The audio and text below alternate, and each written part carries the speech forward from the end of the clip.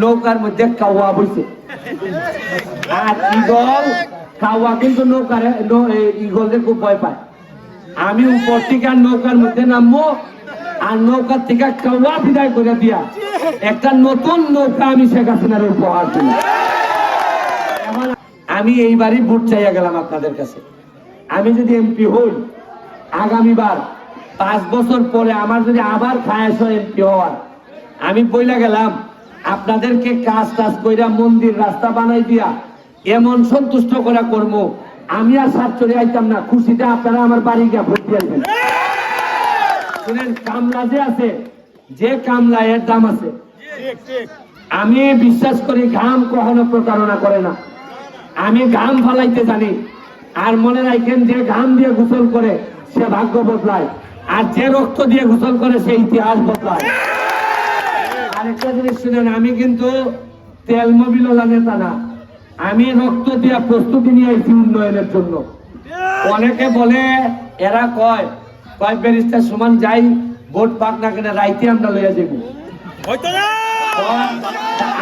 আমি বলি, রাইতেই যদি নিয়ে যাইবা, তাইলে দিনে আমার লোককে ডিস্টার্ব করো কেন? তাইলে রাইতে নিয়ে যাও।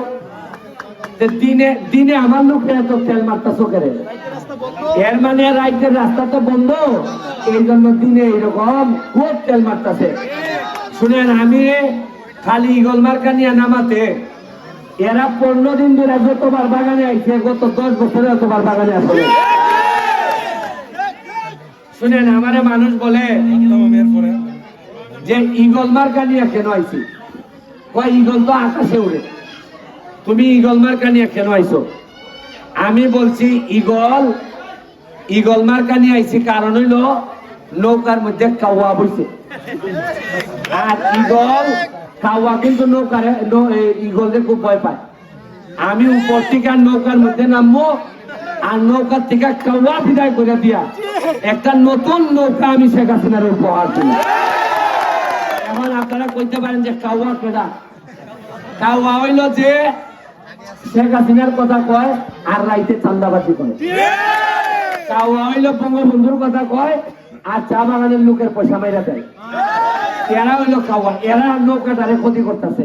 আচ্ছা বলেন তো দিদি, ঈগল কি কখনো নৌকা ডুবাইতে পারবে? নৌকা যদি ডুবে, একমাত্র নৌকার মাঝির কারণে ডুববে। নৌকার মাঝি যদি ভালো না হয়, এই নৌকায় আপনারা উঠবেন?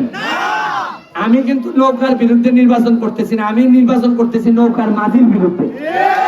নৌকার মাঝি যদি বাগানে বছরের পর বছর না আসে, শুধু নৌকার কথা বললে সে আর কত জীবন ভোট নিবে?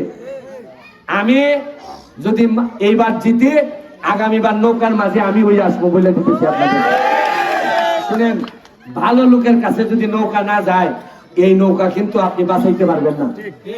আপনারা মনে করেন না আমি নৌকার বিরুদ্ধে নির্বাচন করতেছি, বরং এই ব্যর্থ মাঝির কাছ থেকে নৌকারে মুক্ত করিয়া আমি সুন্দর মাঝি হওয়ার জন্য, যাতে আমি মাধবপুর সোনারঘাটের উন্নয়নের ইতিহাস বদলাইতে পারি, এই জন্য আমি নৌকার মাঝি উঠতে চাই।